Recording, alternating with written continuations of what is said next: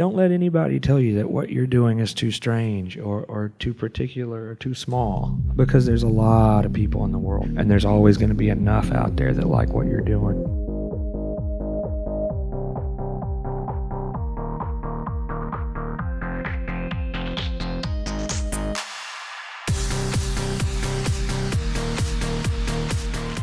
Gosh, I'm glad to be here hanging out with you and catching up and talking about things with the people here. So I'm happy to do that with you also, David. I guess we'll just sort of start at the beginning. When I was growing up as a young man, and I think about how I got interested in music and sort of what the idea, even though I didn't play an instrument, I learned a lot about music and got a lot of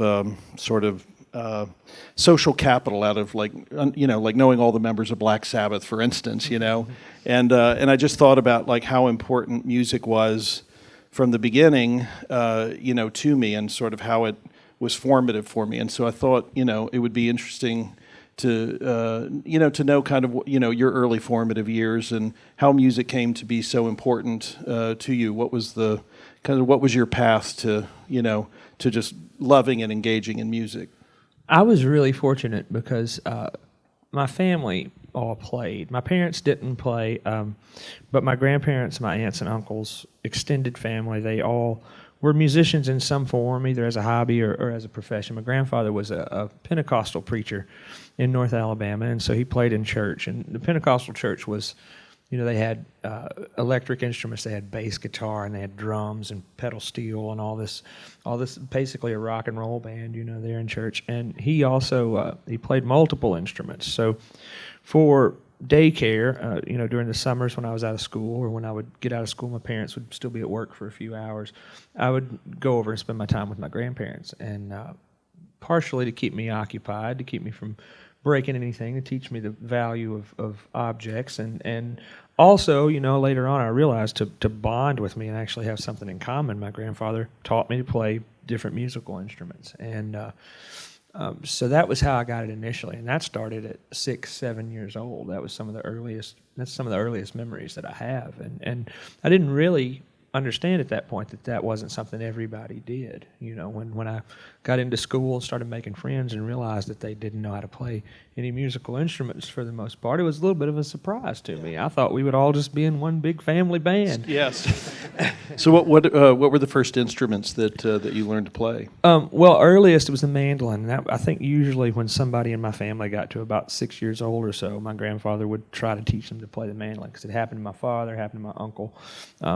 Because my hands were so small, that was the only instrument that I could really handle. And so he started off with that, and then immediately went to guitar. And I think part of that was because he wanted an accompanist, because he played fiddle and banjo and things that he called lead instruments. So he needed a rhythm instrument. So we would spend hours, and he had these huge, much bigger than that guitar, the big dreadnought, the loudest guitars he could possibly find. So he could kill his brother's banjos and things. It was always a competition. Whoever had the loudest guitar had the best guitar in my granddad's family. And so I would be 9-10 years old trying to get my arm around this huge guitar. And if I would hang in with him and play gospel songs for a couple hours, then he would take the guitar and he would put it in his lap and play with a pocket knife, and play blues music for me, kind of as a reward for playing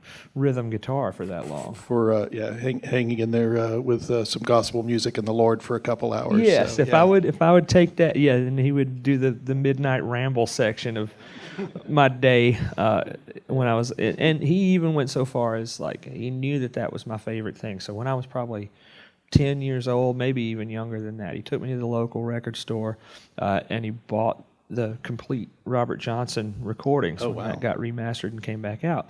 My grandfather was a Pentecostal preacher, though, so we went back home and he took the cassettes and overdubbed the cassettes and took out the songs that he deemed to be too grown up. What did he replace them with? Nothing. Okay. Shorter.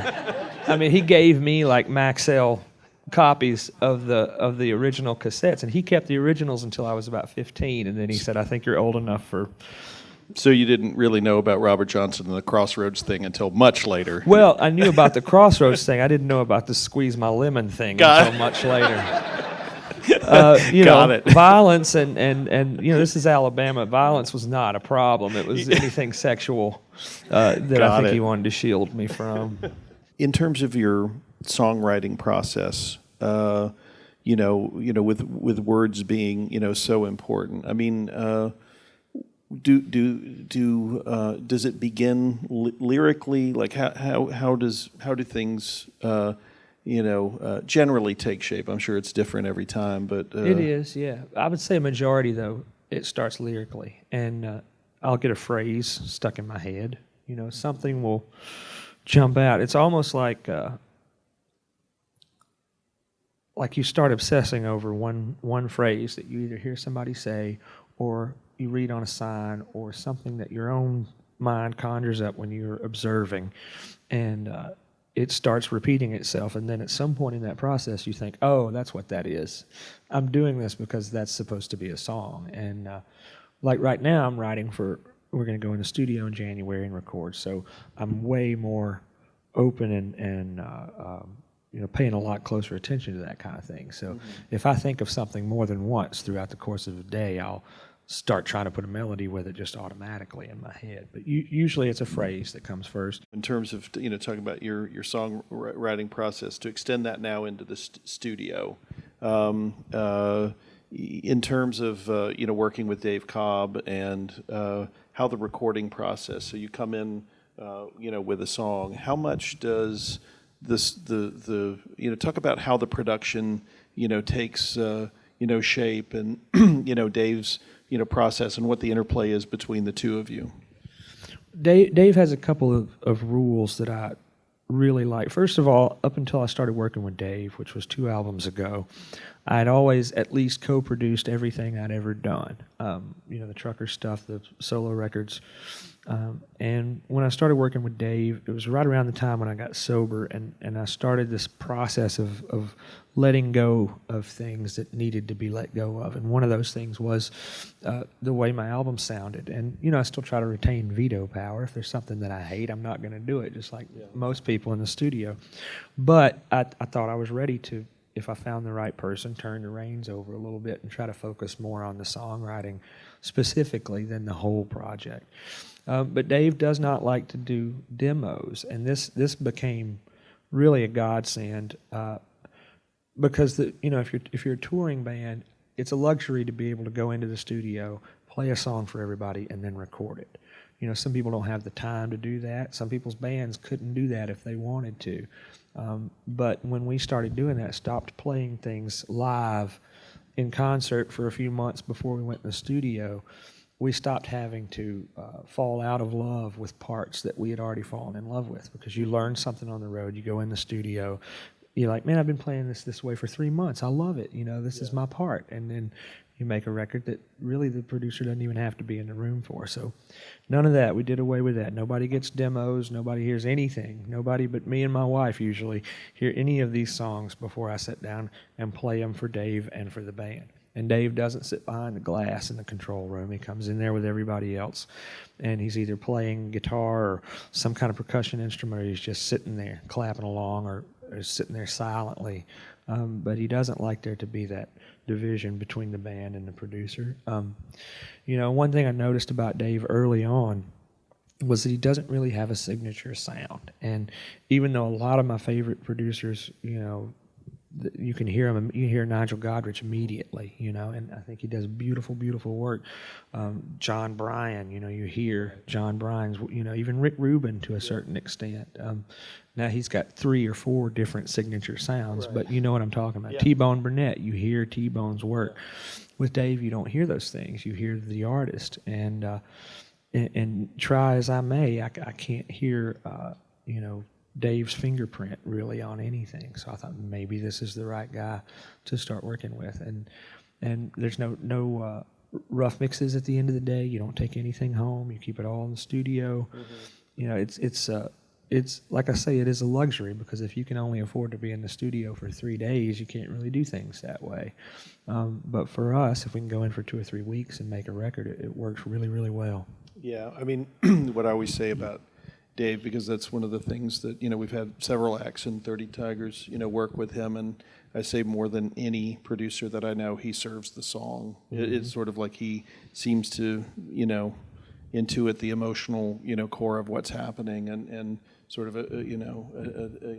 approach production from that standpoint. I think he's pretty wonderful. Yeah, it's brilliant. And I mean, it's, especially in Nashville, it's very easy to start working with somebody who's established and really, really good, and then you get a Def Leppard record that sounds just like a Shania Twain record, and you're wondering why. Yeah. And there's a reason why. So you probably won't work with Mutt Lange in the future. Probably won't work with Mutt. Okay. Probably won't work with Mutt. I don't think he'll ask me. Yeah. Well, Children of Children to me is just like that's just like one of my favorite songs, favorite productions. But it's so epic, and the sort of how it got from song to this epic, amazing, piece of music. Talk a little bit about that one specifically. That one, it is definitely one where I knew what Cobb was capable of. I knew what my band was capable of, and it was one of those songs that I left more open-ended. Sometimes you write to an arrangement, or you write to a particular set of musicians, but with that song, I was able to leave those options open, and I didn't have really a concept of how the finished product would be until we got the finished product in the studio. That's one that I probably couldn't have done, wouldn't even have brought in to work on in the days when I was co-producing or producing my own work, because I didn't have an overall vision for that song. I knew what I wanted to talk about lyrically. I knew what it should sound like to me, but these were in terms that aren't very technical, like the prairie. It should sound like, a farm. It should sound like, it was the kind of things where, if I'm left to my own devices, I would have been bringing farm animals into the studio on the, but yeah, Dave really ran with it, and he saw something, he saw an opportunity with this song to cover a lot of the ground that I cover as an artist, I think. And the song is very elaborate. There's a huge guitar solo at the end. And I think Dave found this mix of the song to me almost sounds like Neil Young and Bonnie Raitt and Pink Floyd all mixed together, which I never would have thought of bringing it in. But it pretty much encapsulates what I like, or what I grew up really loving about songwriters. So let's shift gears a little bit and talk a little bit about the business side of it. A few years ago, you made the decision to start your own label and sort of take control of your recordings and much as I guess you saw Patterson do with Drive By Truckers. But talk about the decision. Talk about kind of your views on the business side of things as in this ever-changing world we call the music business. Yeah. Way to put me on the spot, David. Yeah. It's kind of like, why did you choose to work with me? Well, no, yeah. I'm kidding. Yeah. I'm kidding. It's a hard question for you to ask, because we did start working together, and I started working with you specifically because I thought that you were offering me only what I needed, and I thought that you and the folks at 30 Tigers were doing label services for music that you cared about and for the right reasons, and you laid out a plan to me why this would work, and sure enough, it worked, and I started seeing money from record sales, which is like the Loch Ness monster. Yeah. To me, up until that point in my life, I was a hell of a T-shirt salesman. Yeah. But I'd never seen any money from record sales before, and I felt like I was not. I mean, in hindsight, I can say I did not probably need artist development really.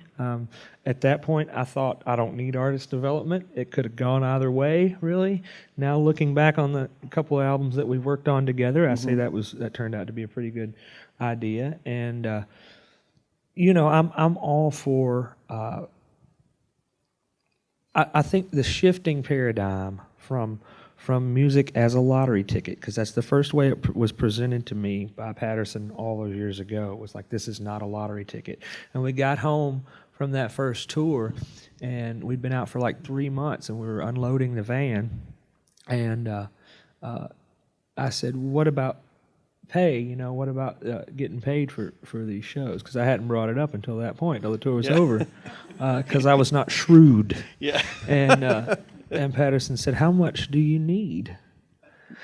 That was his response to that. And I said, what do you mean? And he said, well, Earl, our bass player, has a student loan, and it's $170 a month, so we give him that, and then we have to pay back Cooley's wife for letting us use the credit card and for her cell phone bill. And there's not really any left over, per se, but if there's some bills that you have, then we'll cover that. So it's like, okay, well, I rented this amp for $11 a week because I didn't have an amp and I have a student loan, and that's what we did for a little while. Yeah.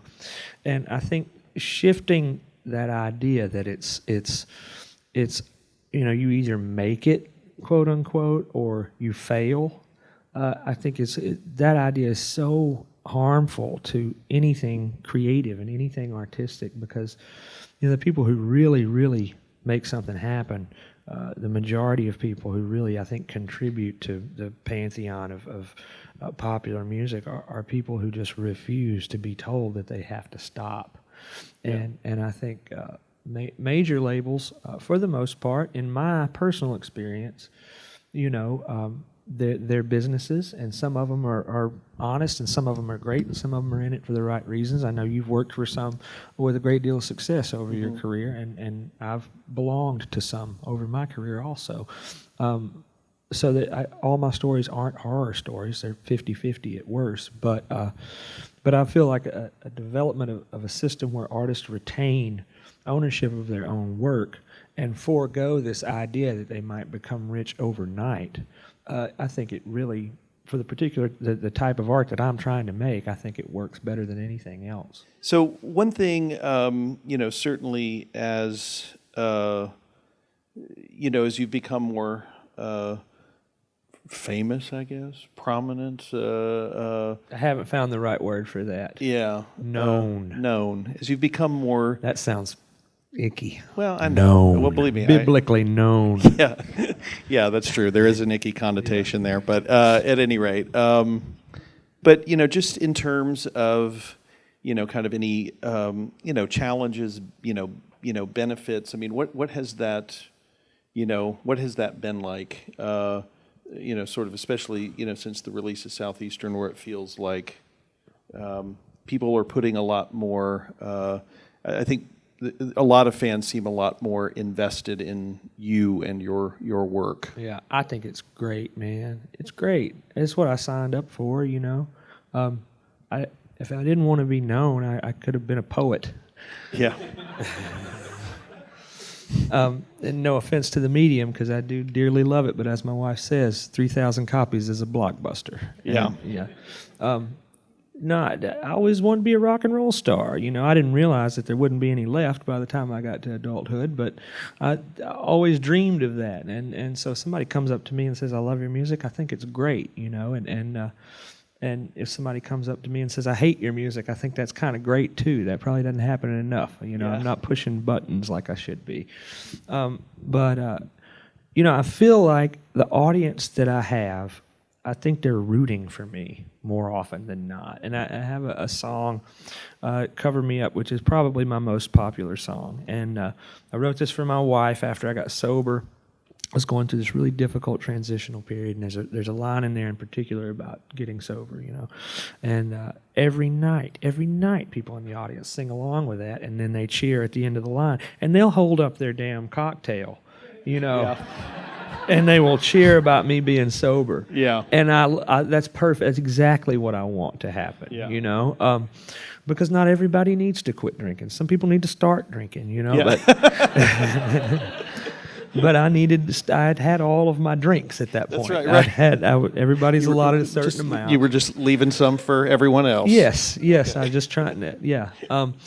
But you know, people, there's no way to not be moved by that on a nightly basis, because you feel like people are rooting for you, because you've done something that's about as close to unique as you can get in this particular field. You know, and unique, I don't use that word much because I have a hard time keeping myself from quantifying it. Anyway, that's semantics. But I think if you put enough very, very personal, very private, very small, very particular details into songs that are the type of songs that I write, that's when you really, you know, you're revealing enough of yourself, because each of us as an individual is unique, you know. Each of us is unique. Right. And so if you can get your whole person and who you really are and all these tiny little inside details that you think nobody will ever understand or go along with, if you can get those into the work that you're doing, that's as close to unique as you can possibly get, because everybody's put all the chords together in all the mathematical ways they can be put together, and all the words, you know, they've rhymed everything that can be rhymed, you know. So when you write those details, and early on I thought, this is too specific. This song is too much about me. Nobody's going to latch on to this. Well, after a while, I started noticing that that's what they really like, because that's when people say, how did you know this about my life? And then the ultimate service that it does for me is it reminds me of how similar I am to other people in the world. And I think good art and bad art, you know, can kind of be lumped into, you know, the good art reminds you of your similarities and the bad art reminds you of your differences. And that's really about it in my mind. And, Wow, you know, once you're reminded, okay, I am surprised by how much these people are moved by my own personal story, that's when you've done something right. Anything in closing in terms of, you know, especially maybe geared towards the, you know, the younger artists that are, you know, trying to, you know, find their way in this world, you know, both artistically and commercially. If there's any words of advice that you'd like to bestow upon them in closing. Yeah, I think don't ever let anybody tell you that you have to quit. You know, that was the thing. There's so many people that try to tell you that this is not smart, that this is not a good idea. And I've seen some of the most awkward performers, some people who you know, I mean, think about Tom Waits. Think about if Tom Waits went on a contest on one of the television singing shows. Yeah. You know, think about if Tom Waits walks up on The Voice. Anybody turning the chair around? Right. Anybody? And Tom Waits is he's like Jesus, you know, he's Tom Waits. Yeah. And so, yeah, don't let anybody tell you that what you're doing is too strange or too particular or too small, because there's a lot of people in the world. There's more people in the world than you could ever believe, and there's always going to be enough out there that like what you're doing. Awesome. Well, listen, thank you so much. This was a David. lot of fun, and thank you guys, and thanks again to both Darris and the Old Town School of Folk Music.